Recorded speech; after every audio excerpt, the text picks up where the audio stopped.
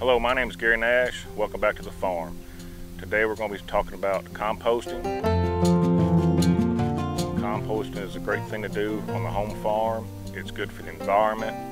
It's a nice way to get some free soil for your garden and also for potting your plants, things like that. It's really pretty easy. You can purchase a tumbler like this, you know, from your local Tractor Supply or buy it off Amazon, things like that. It's not hard to put together. It always helps to have an extra pair of hands because there is a lot of little nuts and washers and things like that. All right, what to put in it? You're going to have 2 parts carbon to 1 part nitrogen. Your carbon is your newspapers, your leaves, and things like that. Your nitrogen is going to be your eggshells, your scraps from your salads, tomatoes, things like that. Okay. Also, you can purchase some compost starter.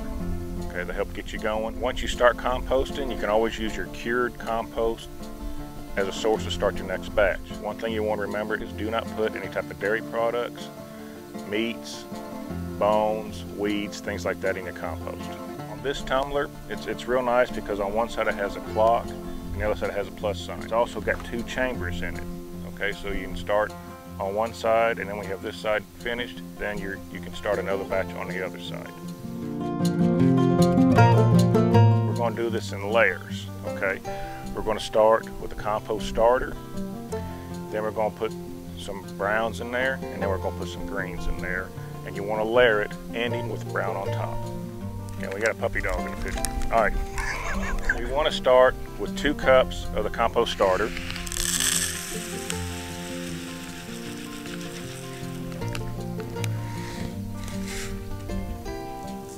Start with some leaves. Just make a nice little bed for everything to lay. Then you're going to start with some of your greens. Some more of your browns, and another layer of your greens.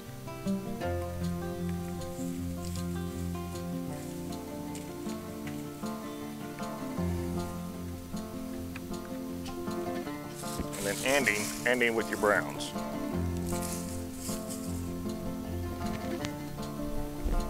And you got to add a little water to it. Get everything nice and moist. Once you get everything loaded, just seal it up, and we're going to spin it about 10 times to get everything mixed together real good. 1,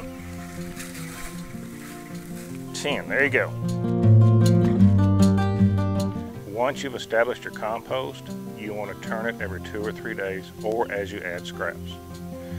Compost should be ready, hi Buster, and should be ready in 2 to 8 weeks. All right, let's talk about troubleshooting for a minute. Once you have your compost established, it should heat up. If it doesn't heat up, it could be one of 3 things. Either your mix is too wet, which you need to add a little browns to it, or it's too dry, which you need to add a little water, or your ratio is off between your green and browns, which is a 2 to 1 ratio. Now let's talk about odors. Your composter should not smell. If it starts smelling like an ammonia smell, you've got too many greens in it, you need to add some browns. Your composter has a putrid smell, it's too wet. You need to add some browns and turn it to help get some oxygen into it. Now we're going to talk about pests, rats and insects. If you have rats love meat, if you have rats and things like that coming around your compost, that means you've got something that you shouldn't have. Fat, meat, things like that. If you do, you need to remove it.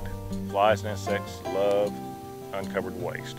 So if you start having trouble with flies or insects, you want to put a layer of brown or some dirt on top of your compost and leave it. And that should help take care of the fly problem. Well, that's pretty much it for composting. Please let us know what you think. Click like, send us a comment. Let us know what kind of videos you'd like to see from the farm. Until next time, this is Gary Nash saying stay safe, stay healthy, stay happy.